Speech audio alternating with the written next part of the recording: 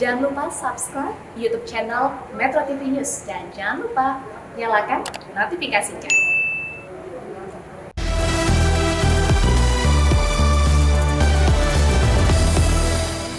Polisi mengatakan jaringan atau perusahaan yang tempat Anda bekerja ini berkaitan dengan jaringan dari Kamboja, betul? Ya, Siapa yang melakukan transaksi bisnis dengan pihak luar negeri? Salah satunya di Kamboja. di bosnya langsung. Anda kenal bosnya langsung? Iya, Iya.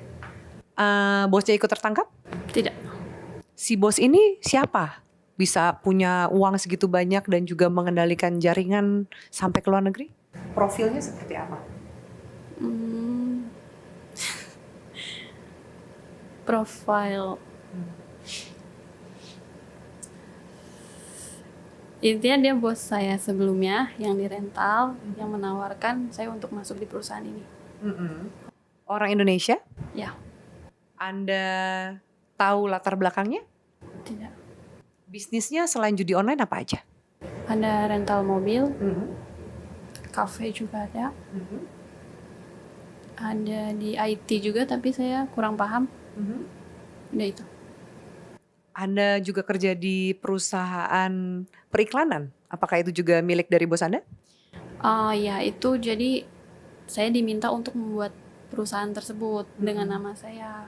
Tapi sebenarnya perusahaan itu tidak ada, hanya untuk dipergunakan untuk membuat rekening PT yang dimana penggunaannya untuk gaji karyawannya, karena karyawan kan gajinya karyawan dengan sebanyak itu tidak mungkin menggunakan rekening pribadi, makanya memerlukan rekening PT.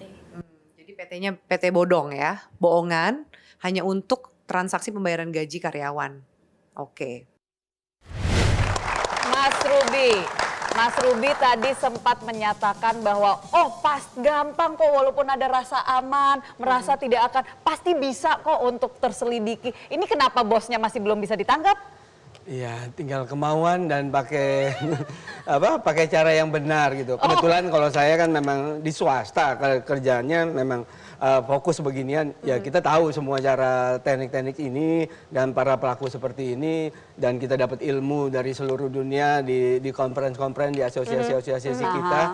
Ilmunya semuanya ada, Sebenarnya ada. bisa. Betul. Tapi Mas bisa. kan begini, persoalannya masalah judi ini kan di sebagian negara, mau yang fisik maupun tidak itu memang legal. Ya, jadi yang mestinya sih teori, teknik, tools semua sudah ada tersedia. Kalau mau melawan mereka dengan proper, mereka fighting seperti ini, seperti tadi disebutkan, fighting seperti ini hanya di negara-negara yang melarang judi gitu loh. Ya. Di negara-negara yang lain Melegalkan. mereka Nah, jalan-jalan artinya kan seperti nggak bisa biasa tiba-tiba aja. sekonyong-konyong kita menangkap orang tersebut karena dia kan ada di sebuah negara yang memang melegalkan hal tersebut. Enggak, tapi kalau misalkan Mas, dia apa solusinya? Oke.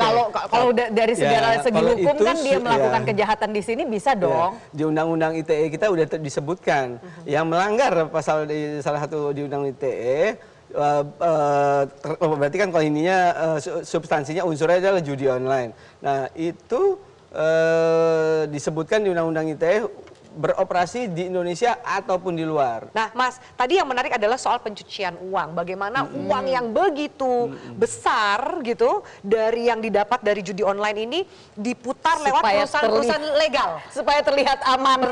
Terlihat aman, mulai dari bisnis rental, perusahaan iklan, perusahaan IT. Mampukah kemudian pihak petugas kepolisian termasuk PPATK melacak bahwa ini pencucian uang, uangnya uang haram? Bisa Baik. nggak? Sangat bisa. Money laundering itu mostly kan sekarang menggunakan banking yang sudah pakai teknologi juga gitu ya. Nah masalahnya adalah kemauan dalam mendetek money laundering di ekosistem finansial tersebut sendiri. Yaitu mulai dari perbankan dia yang terima dananya, berarti dia ada KYC apa enggak, know your customer-nya, apakah profilnya bener nih ya. Rental mobil segini tapi puterin duitnya segini. Jadi tadi balik lagi money laundering, kalau sudah terdeteksi pola itu, dan pola itu ada rumusnya, ada softwarenya, bahkan pihak bank pasti punya sistemnya. Tinggal, Oke. nah ujungnya memang mereka harus lapornya hanya ke PPATK.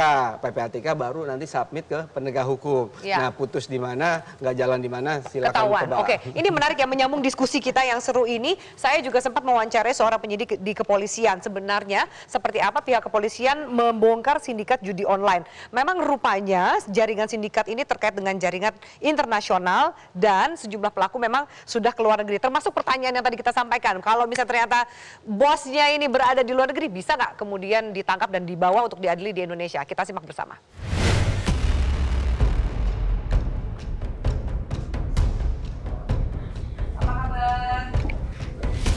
Seberapa sulit untuk membongkar jaringan judi online, Pak Akbar? Kalau untuk kesulitan, kami nggak ada kesulitan dan kami memang masih terus melakukan upaya terkait masalah mentrace. Kemudian kami juga sudah membuat DPO juga untuk terkait bosnya. Kami tinggal nanti berkoordinasi dengan pihak-pihak yang lain, baik itu di Inter maupun PPATK. Apakah orang yang bermain judi online Ya. juga bisa ditangkap oleh polisi?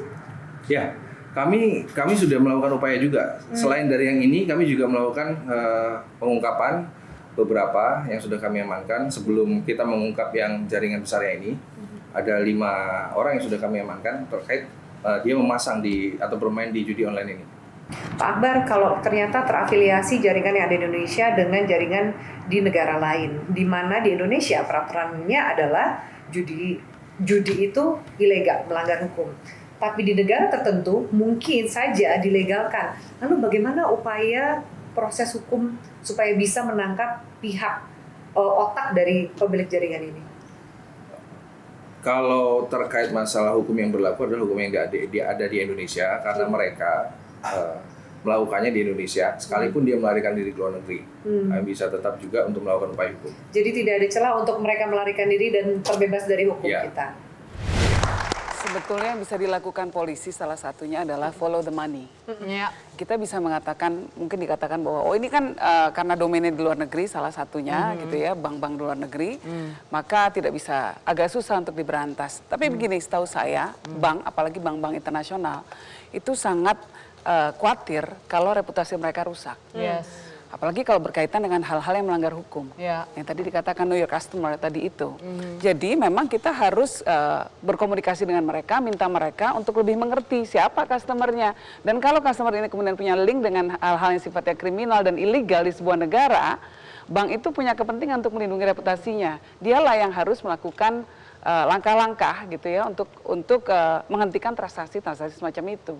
Ini misalnya yang bisa dilakukan. Tapi ya memang dari pemerintah harus agak serius untuk menjalin komunikasi dengan pihak-pihak luar, termasuk di dalamnya menjalin komunikasi dengan pihak swasta.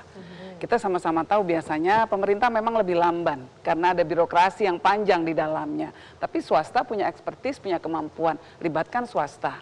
Tantang anak-anak hacker daripada kayak Bjorka dan lain sebagainya, bikin kacau dan bocorin data. tadi udah mau ngomongin Minta mereka untuk coba bisa nggak ungkap judi online? Yes, Bosnya jadi daripada siapa? mengungkap kemudian Kasih tantangan. petinggi-petinggi negara, aku bukan Ya, satu-satunya yang berpikir iya. demikian. Toh mereka Bayani juga pun punya- juga berpikir demikian. Mereka punya kepentingan untuk membereskan masalah-masalah negara kita. Mereka punya expertise, mereka punya kemampuan, mereka punya, tinggal komitmennya aja nih, kita Yes. sama-sama mau nggak. Tapi memang pemerintah jangan menyudutkan hacker-hacker itu juga. Iya.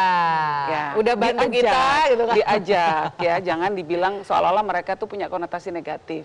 Mereka harus disalurkan, difasilitasi, Yes. diajak. Yes. Itu mungkin salah satu cara ya, Mas. Bisa Menurut kan saya kemudian sih. solusi itu dilakukan, Mas Rudi?